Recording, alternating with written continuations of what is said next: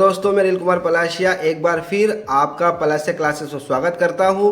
और आज हम कक्षा 12वीं इतिहास अध्याय 3 मतलब पार्ट 3 के प्रश्न उत्तर आपके सामने लेकर आए हैं, जिसमें हम बंधुत्व, जाति तथा वर्ग का जो पार्ट है उसके 2 नंबर और 3 नंबर के प्रश्नों को बहुत ही अच्छे से डिटेल वाइज आपको समझाने का प्रयास करेंगे और यह हमारी परीक्षा के लिए बहुत ही महत्वपूर्ण क्वेश्चन रहेंगे। तो आइए हम स्टार्ट करते हैं। पहले 2 नंबर के क्वेश्चन को देखते हैं। संस्कृत भाषा में रचित 2 भारतीय महाकाव्यों के नाम लिखिए। तो संस्कृत भाषा में रचित 2 भारतीय ग्रंथ के नाम है, एक तो रामायण है और एक महाभारत है। ये 2 सांस्कृतिक भाषा में रचित ग्रंथ है, मतलब संस्कृत भाषा में रचित ग्रंथ माना जाता है। कौन कौन सा? एक रामायण और एक महाभारत। अगला क्वेश्चन है, वेद व्यास के द्वारा रचित ग्रंथ का नाम क्या है? तो वेद व्यास के द्वारा रचित ग्रंथ का नाम है महाभारत। महाभारत की रचना किसने की थी? तो महाभारत की रचना वेद व्यास जी ने की थी। अगला क्वेश्चन है हमारा, पितृवंशिकता से आप क्या समझते हैं? मतलब पितृवंशिकता से या पितृसत्तात्मकता से आप क्या समझते हैं? इसको आंसर को पढ़ने से पहले थोड़ा सा डिटेल देख ले।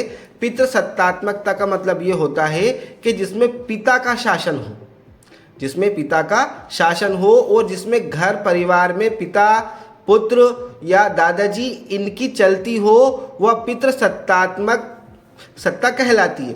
आंसर में देखते हैं, वह वंश जिसमें पिता पुत्र का राज हो, उनके अनुसार परिवार चलता हो, उसे हम पितृवंशिकता कहते हैं। अगला क्वेश्चन है हमारा, मात्र सत्तात्मकता से आप क्या समझते हैं या मात्र सत्तात्मक किसे कहते हैं?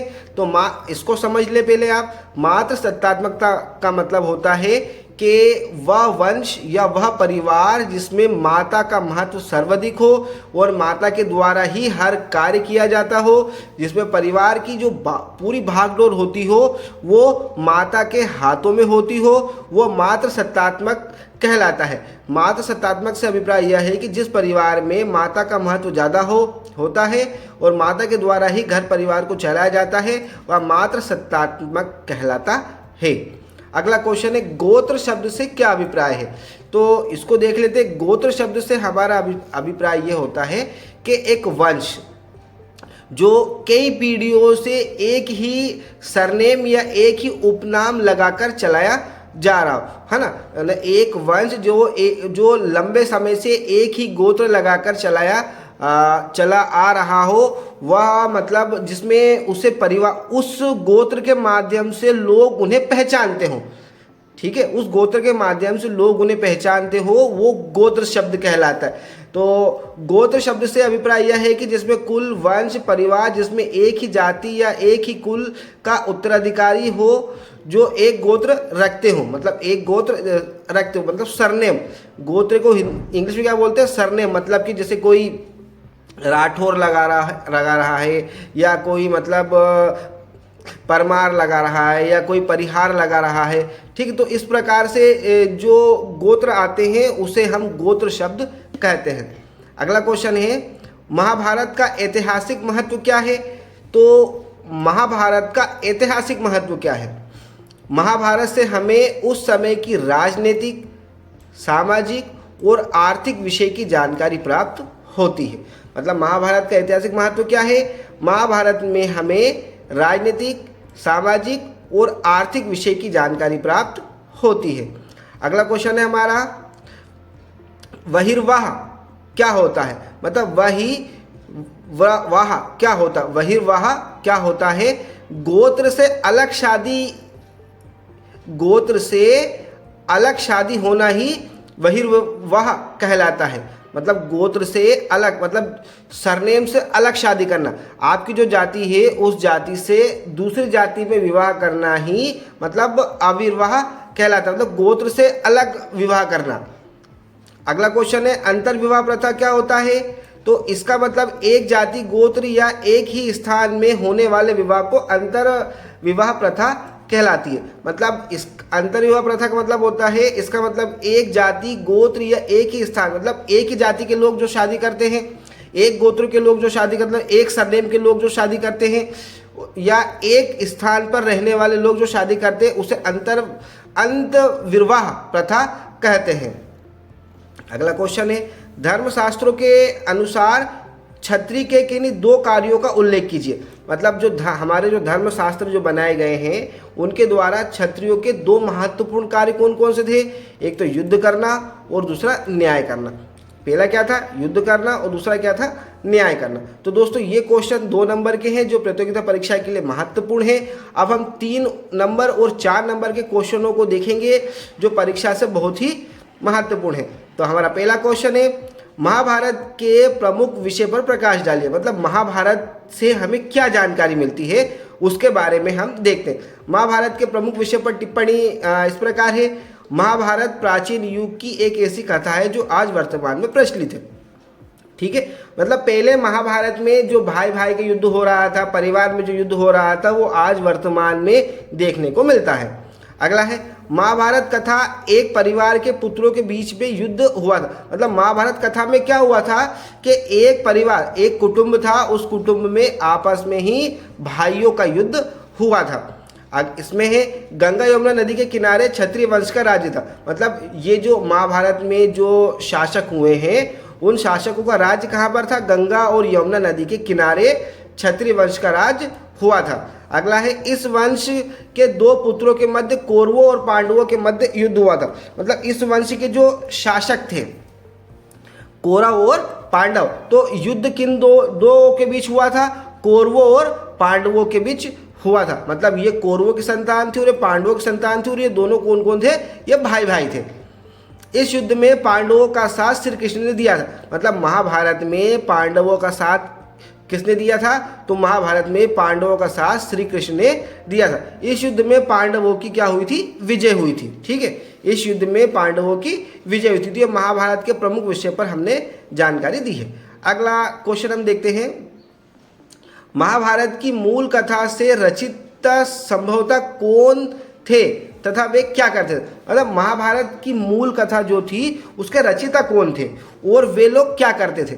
तो इसको थोड़ा सा डिटेल में हम पहले देख लेते हैं कि महाभारत की जो मूल कथा थी वो उसके जो रचयिता थे वो भाट थे। क्योंकि पहले के समय में जो राजा महाराजा जो थे, सम्राट जो थे, वो अपने साथ भाटों को रखते थे। तो वे भाट जो थे वो उस वंश, मतलब उस राज्य और उस वंश के पूरे इतिहास का लेख लिखते थे। मतलब उनके बारे में जानकारी लिखते थे, और जानकारी लिखने के बाद उनके युद्ध, उनके स्थल, सभी के बारे में अपनी गाथाओं में वो लिखकर रखते थे। तो इसलिए मतलब महाभारत के मूल कथा के रचयिता कौन माने जाते हैं? भाट माने जाते हैं। इतिहासकारों का मानना है कि महाभारत के रचयिता मूलतः भट्ट होते थे। वे वीर योद्धाओं के साथ रहते थे और वे युद्ध स्थल में उनकी वीरता का बखान करते थे और वीर गाथाओं को सुनाते। मतलब लोगों को जा जाके उनके बारे में वीर गाथाएं सुनाते थे। तो असल में महाभारत के मूल रचयिता कौन माने जाते हैं? भट्ट माने जाते हैं।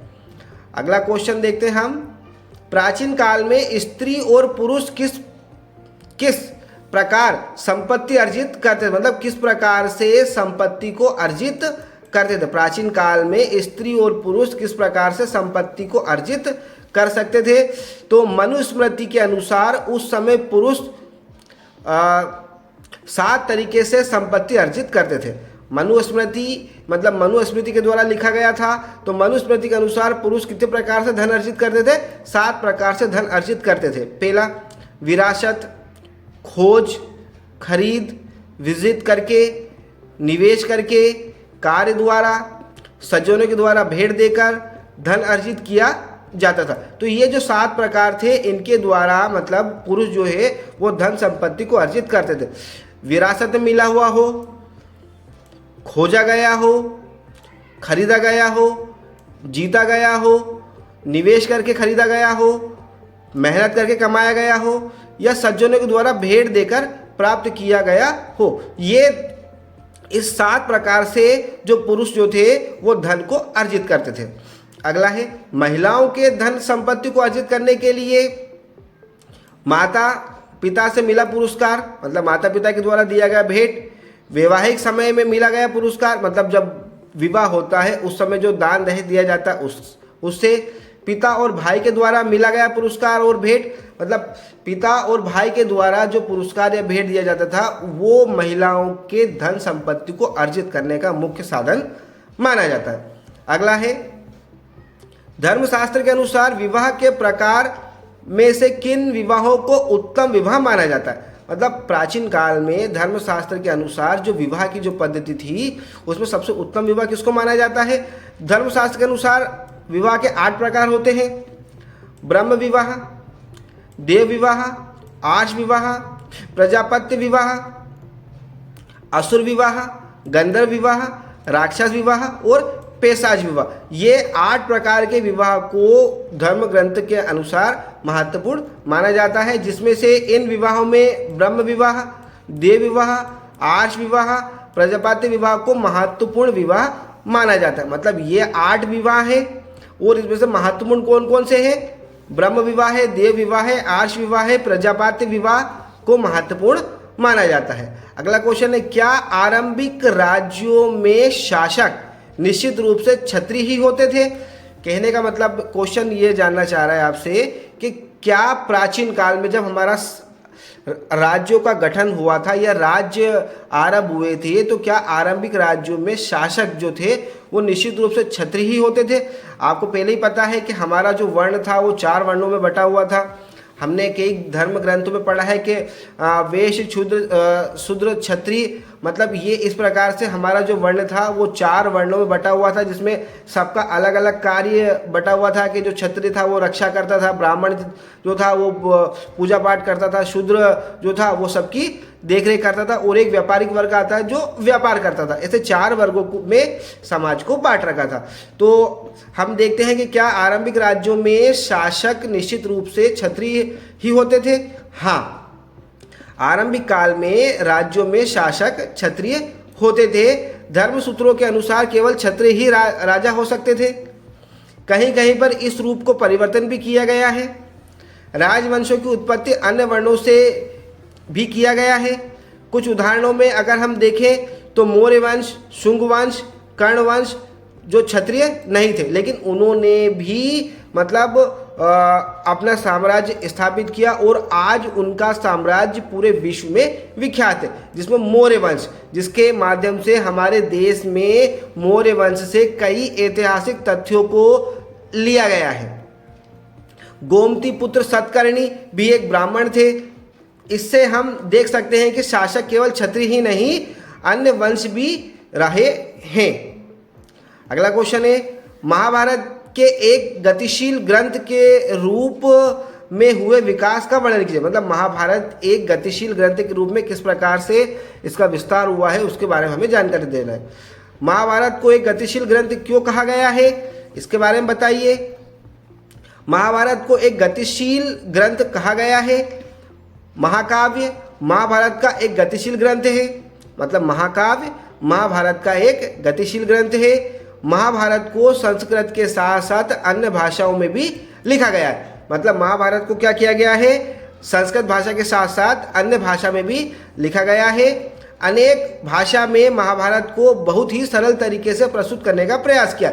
संस्कृत भाषा में तो किया ही किया गया है, लेकिन इसके साथ साथ महाभारत को और अन्य भाषा में बहुत ही सरल तरीके से प्रस्तुत करने का प्रयास किया है। महाभारत को वर्तमान में भी अनेक लेखकों ने अपने अधिकार को बचाने के लिए लेख को लिखा है। मतलब महाभारत एक ऐसा ग्रंथ है जो हमें पुरानी पीढ़ी को हम आज वर्तमान में देख सकते हैं कि किस प्रकार से मतलब पांडवों ने अपने अधिकार की रक्षा के लिए कौरवों से युद्ध किया था, जो आज हमारे वर्तमान में दिखाई देता है। महाभारत का अर्थ शोषण के प्रति अपनी आवाज़ को उठाना है। मतलब महाभारत को अगर हम सही तरीके से समझें तो पांडवों के साथ जो शोषण हुआ था उसके प्रति उन्होंने आवाज़ उठाई थी। महाश्वेता देवी ने महाभारत की मुख्य कथा वस्तु के लिए जनसाधारण का ध्यान उन प्रश्नों की ओर खींचा जिनका संस्कृत पाठ में कोई उत्तर नहीं था। मतलब महाश्वेता देवी ने भी महाभारत के बारे में जानकारी प्राप्त की है और अपनी कथा वस्तु में इनका वर्णन भी किया है और उन्होंने जनसाधारण का ध्यान उन प्रश्नों के ऊपर लेके गई हैं जिनका आंसर संस्कृत या उत्तर संस्कृत पाठ में नहीं दिया गया है। तो दोस्तों, हमने ये कक्षा 12वीं के महत्वपूर्ण क्वेश्चन जो आपके सामने रखे हैं या हमारी परीक्षा के लिए बहुत महत्वपूर्ण है। अगर आपको ये लेख पसंद आया है तो आप लाइक और सब्सक्राइब कीजिए, जिससे कि ऐसे ही वीडियो हम आपके सामने लेकर आते रहें। धन्यवाद।